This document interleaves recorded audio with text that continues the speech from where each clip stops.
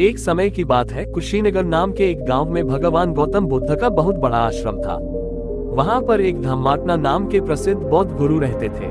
वहां पर उनका एक अशोक नाम का शिष्य था जो कि बहुत बोलने वाला था। वो हर समय इधर उधर की बातें करता था। जब वह दान लेने के लिए जाता था तो हर घर से एक नई कहानी लेकर आता था और आश्रम के दूसरे शिष्यों को सुनता था। वो हर समय एक शिष्य की दूसरे शिष्य से बुराई और चुगली करता रहता था और दूसरों के सामने अच्छा बनने का प्रयास करता रहता था। खुद के मुंह से ही खुद की तारीफ करता रहता था और हमेशा ही खुद को गुरु के सामने सबसे बुद्धिमान और उत्तम साबित करने का प्रयास करता रहता था। वह खुद को सभी शिष्यों से अलग और श्रेष्ठ मानता था। उसका कहना था कि मैं एक अमीर घर का बालक हूँ। अगर मैं चाहता तो एक आरामदायक और सुविधाओं से भरा जीवन जी सकता था, लेकिन मैं वह सब छोड़कर यहाँ आया क्योंकि मुझे सत्य की खोज करनी है, खुद को जानना है, जीवन को जानना है, इसीलिए मेरा त्याग तुम सबसे बड़ा है। एक दिन गुरु ने आश्रम के सभी शिष्यों को बुलाकर कहा, आप सभी को अगले 1 महीने के लिए कोई संकल्प लेना है। इससे आपकी संकल्प शक्ति मजबूत होगी और आप में आत्मशक्ति का संचार होगा। आप सभी अपने समर्थ के अनुसार कोई भी संकल्प ले सकते हैं और यदि 1 महीने से पूर्व किसी का भी संकल्प टूट जाएगा तो वह अपनी दिनचर्या में वापस आ जाएगा। सभी शिष्यों ने अपनी शक्ति के अनुसार छोटे बड़े संकल्प लिए और गुरु को अपने अपने संकल्प के बारे में बोलकर वहां से चले गए। लेकिन अशोक नाम का वह शिष्य जो खुद को सबसे अलग और बड़ा दिखाना चाहता था, वह सीधे गुरु की कुटिया में पहुंच गया और बोला, मैं कोई छोटा मोटा संकल्प नहीं लेना चाहता, बल्कि खुद की ही जैसे एक बड़ा और महान संकल्प लेना चाहता हूँ। कृपया आप ही बताएं मुझे क्या संकल्प लेना चाहिए। उसकी यह बात सुनकर गुरु मुस्कुराए और बोले, क्या तुम मेरे द्वारा दिए गए संकल्प को पूरा कर पाओगे? क्या तुम्हारे लिए उसे पूरा करना संभव होगा? शायद नहीं, वो तुम्हारे लिए संभव नहीं है, तुम उसे पूरा नहीं कर पाओगे, इसलिए तुम खुद ही कोई संकल्प ढूंढो। शिष्य ने कहा, नहीं गुरुदेव, आप जो भी संकल्प मुझे देंगे मैं उसे पूरा करूंगा। गुरु ने कहा, ठीक है, तो तुम अगले 1 महीने तक चुप रहो, मुंह से एक शब्द भी नहीं निकलो, यही तुम्हारा संकल्प है। शिष्य ने कहा, गुरुदेव, ये भी कोई संकल्प है? ये तो बहुत ही आसान है, 1 महीने तक चुप ही रहना है। आप कोई बड़ा संकल्प दीजिए जो मेरी योग्यता के लायक हो, जिसे पूरा करने में मुझे समस्या हो। गुरु ने कहा, पहले तुम यही संकल्प को तो पूरा करके दिखाओ। शिष्य ने गुरु की बात मान ली और वह इस समय चुप हो गया और पलटकर कुटिया से बाहर चला गया। पहले उसे चुप रहना बहुत आसान लग रहा था। उसने एक दिन तो जैसे तैसे चुप रहकर काट लिया, लेकिन दूसरे दिन से उसके मन में न बोलने का बोझ बढ़ने लगा। तीसरे दिन उसे भारीपन महसूस होने लगा और चौथे दिन उसके अंदर एक अजीब सी बेचैनी होने लगी, क्योंकि आसपास आश्रम के सभी शिष्य एक दूसरे से बातें कर रहे थे। ये देख वह पूरा दिन उदास रहा। इसी तरीके से कुछ दिन और बीते और वह शिष्य बीमार पड़ गया। उसका सर फटा जा रहा था, उसका खाने पीने तक का मन नहीं कर रहा था, वह सिर्फ बोलना चाहता था। वह गुरु के पास गया और उनके सामने बैठकर लिखकर उन्हें बताया, गुरुदेव, मैं बोलना चाहता हूँ, मुझे सांस नहीं आ रही, मेरा दम घुटा जा रहा है, मैं अंदर ही अंदर पागल हुआ जा रहा हूँ, मैं क्या करूँ, संकल्प तोड़ दूं क्या? ये पढ़कर गुरु मुस्कुराए और बोले, संकल्प तोड़ने के लिए ही होते हैं, लेकिन जो अपने संकल्प को पूरा कर लेता है वही अपनी आंतरिक शक्ति को बढ़ाता है, और जो अपनी आंतरिक शक्ति को बढ़ाता है वह समाज की कल्याण करता है। संकल्प का लेना भी तुम्हारे हाथ में था और इसे तोड़ना भी तुम्हारे ही हाथ में है। तुम्हारे बहुत से भाई अपने संकल्प को तोड़कर अपनी पुरानी दिनचर्या पर वापस आ चुके हैं। अगर तुमसे नहीं हो पा रहा तो तुम भी संकल्प तोड़कर अपनी पुरानी दिनचर्या पर वापस जा सकते हो। लेकिन याद रहे, अगर आज तुम इस छोटे से संकल्प को नहीं संभाल पा रहे तो तुम अपनी बाकी की पूरी जिंदगी को कैसे संभाल सकोगे? बाकी फैसला पूरी तरह से तुम्हारे हाथों में है। गुरु की यह बात उस शिष्य के दिल में चोट कर गई। वह बिना कुछ बोले वहां से वापस चला गया और खुद को अपनी कुटिया में बंद कर लिया। वह केवल अपने जरूरी कामों के लिए ही कुटिया से बाहर निकलता था, बाकी सारे समय कुटिया के अंदर ही बैठा रहता।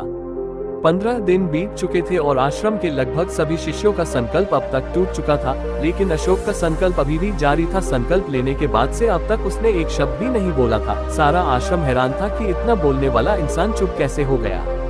15 दिन बीतने के बाद वह दोबारा अपने गुरु के पास गया और लिखकर बताया है, गुरुदेव, मैं बाहर से तो चुप हूँ, लेकिन मेरे भीतर बहुत सी आवाज है, बहुत सी चीज, पुकार और शिकायतें हैं। मैं अंदर ही अंदर बात करता रहता हूँ, मेरा मन तरह तरह के प्रश्न पूछता रहता है। मैं बाहर से जितना मौन हूँ, भीतर से उतने ही शोर शराबा से भरा हुआ हूँ। क्या इस तरह से मेरा संकल्प अभी भी जारी है? गुरु ने कहा, तुम्हारा संकल्प अभी भी जारी है, लेकिन जब तक लोगों की यह आवाज तुम्हारे कानों में गूंजते रहेंगे, तुम्हारा मन बोलता रहेगा, क्योंकि इसे तो आदत है बोलने की। तुम भले ही बाहर से चुप रहो, लेकिन तुम अंदर ही अंदर बोलते रहोगे। तुम्हें इन बातों से, इन आवाजों से दूर जाना पड़ेगा। शिष्य गुरु को प्रणाम कर वहाँ से चला जाता है और सुबह होते ही अपनी कुटिया छोड़कर जंगल की तरफ चला जाता है। कई दिन बीत जाते हैं, संकल्प का समय भी पूरा हो जाता है, लेकिन शिष्य लौटकर नहीं आया। आश्रम में सभी को डर था कि कहीं उसको जंगली जानवर ने खा न लिया। उसे ढूंढने की बहुत कोशिश की गई, लेकिन वह कहीं नहीं मिला। सभी गुरु भाइयों ने मान लिया था कि जंगली जानवरों ने उसे अपना शिकार बना लिया है, लेकिन गुरु को ऐसा नहीं लगता था। एक दिन आश्रम का एक अन्य शिष्य गुरु के पास आया और बोला, गुरुदेव, हमारे उस अधिक बोलने वाले भाई के साथ क्या हुआ होगा? क्या जानवर ने उसे मार दिया होगा? गुरु ने कहा, हो सकता है कि जानवरों ने उसे अपना शिकार बना लिया हो, लेकिन उसके न लौटने की एक दूसरी वजह भी हो सकती है। शायद उसे वह मिल गया है जिसके लिए वह गया था। फिर शिष्य ने पूछा, गुरुदेव, क्या ज्यादा बोलना इतना हानिकारक होता है? गुरु ने कहा, इंसान के जीवन के बहुत सारे दुखों में से एक दुख ये भी है कि वह कभी चुप नहीं रह सकता, हमेशा कुछ न कुछ बोलता ही रहता है। सिर्फ हमारे बोलने के कारण हमारे आधे से ज्यादा दुख पैदा होते हैं। परिवार के अधिकतर झगड़ों की वजह हमारा बेमतलब बोलना ही होता है। हम में से कोई भी चुप नहीं रहना चाहता, हम बस सामने वाले को सुना देना चाहते हैं। जो भी हमारे मन में है सब निकालकर उसके मन में बैठा देना चाहते हैं। उसे समझा देना चाहते हैं कि देख, तू गलत है और मैं सही। और इस तरीके से सब एक दूसरे की सारी गलत बातों को ग्रहण कर रहे हैं। इस तरीके से सुनने और सुनाने का ये काम जिंदगी भर चलता रहता है, लेकिन इस नासमझी में हम अपना समय, अपना जीवन, अपनी समझ और सबसे महत्वपूर्ण वक्त को हम खो देते हैं। लेकिन इसके बदले हमें मिलता क्या है? कुछ नहीं, सब व्यर्थ और बर्बाद हो जाता है। इस पागलपन में हमने क्या खो दिया, इसका एहसास केवल कुछ ही लोगों को हो पता है। बाकी लोग जैसे उन्हें अपने आने का पता नहीं, वैसे ही उन्हें अपने जाने का भी पता नहीं चल पाता। शिष्य ने कहा, तो फिर इसका समाधान क्या है? गुरु ने कहा, पूरी जागरूकता के साथ अपने विचारों को देखना ही एकमात्र तरीका है। सारी मानसिक समस्याओं का वर्तमान में रहकर चिंतन करना, पूरी जागरूकता के साथ अपना काम करना जिंदगी में चमत्कारिक बदलाव ला देता है। उसके बाद वह शिष्य गुरु से अपने प्रश्नों का उत्तर प्राप्त कर उनको प्रणाम करके वहां से चला गया। उस शिष्य को आश्रम छोड़कर गए हुए 3 महीने हो चुका था, लेकिन उसकी कोई खबर न थी। तब तो सभी गुरु भाइयों ने भी उसके वापस लौटने की उम्मीद छोड़ दी थी, लेकिन एक दिन वह आश्रम लौट आता है। उसे देखकर सभी के आश्चर्य और खुशी का ठिकाना ना रहा, लेकिन अब वह वैसा नहीं था जैसा गया था। वह बिल्कुल बदल चुका था। वह कुछ और ही बनकर वापस आया था। उसके अंदर एक गजब का बदलाव महसूस किया जाता था। उसके चेहरे पर एक गजब का ठहराव और आंखों में बनी शांति थी।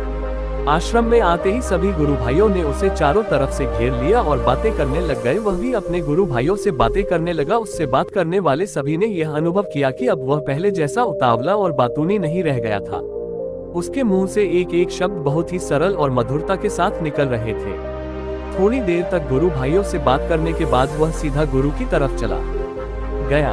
उसने गुरु के चरण छुए और कहा, गुरुदेव, क्या मैं अभियान में हूँ? क्या अभी मेरा संकल्प जारी है? गुरु ने कुछ देर तक शिष्य की आंखों में बड़े ध्यान से देखा और कहा, हाँ, तुम अभी भी अभियान में हो। तुम्हारे मुंह से एक भी शब्द निकल नहीं रहा और तुम्हारा संकल्प अभी भी जारी है। शिष्य ने कहा, गुरुदेव, जब मैं आश्रम से गया तो मैं मुंह से तो चुप था, लेकिन मेरे अंदर बहुत सी आवाज हो रही थी। मन में बहुत से प्रश्न थे और वो बंद नहीं हो रहे थे। तो मैं जंगल में चला गया इस उम्मीद से कि वहां मुझे शांति मिलेगी और मेरे मन की बकबक कम हो जाएगी। लेकिन मैं जितना एकांत में जाता गया, मेरे अंदर की आवाज उतनी ही तेज होती गई। मेरे भीतर की पुरानी से पुरानी आवाज मुझे सुनाई देने लगी। तब जाकर मैंने महसूस किया कि मैं कितना गलत कर रहा था। जब मैं अपने परिवार वालों, दोस्तों को और गुरु भाइयों को बुरा भला कहता था तो उस समय मुझे लगता था कि मैं सही कह रहा हूँ। जब मैं गुरु भाइयों की एक दूसरे से चुगली करता था और उनका मजाक बनाता था, तब भी मुझे यही लगता था कि मैं उनसे बेहतर हूँ और मैं सही कर रहा हूँ। लेकिन उस दिन मैंने पहली बार महसूस किया कि मैं कितना गलत बोलता था। काफी दिनों तक ये सारे शोर और शिकायतें मेरे अंदर चलती रही, लेकिन धीरे धीरे करके एक दिन ये सारी आवाज मेरे अंदर से समाप्त हो गई। अब मैं भीतर से भी मौन हो गया। उसी घने जंगल में कोई बोलने वाला था नहीं और भीतर कोई आवाज बची ही नहीं थी। और मैं उसी दिन पहली बार मौन का सही अर्थ समझा। मेरे चारों तरफ बहुत शांति थी। हालांकि अभी भी कुछ आवाज आ रही थी जो पहले भी आती थी, लेकिन मैं उन्हें सुन नहीं पाता था। ये बात गुरु को बताने के बाद अशोक फर से जंगल की तरफ चला गया।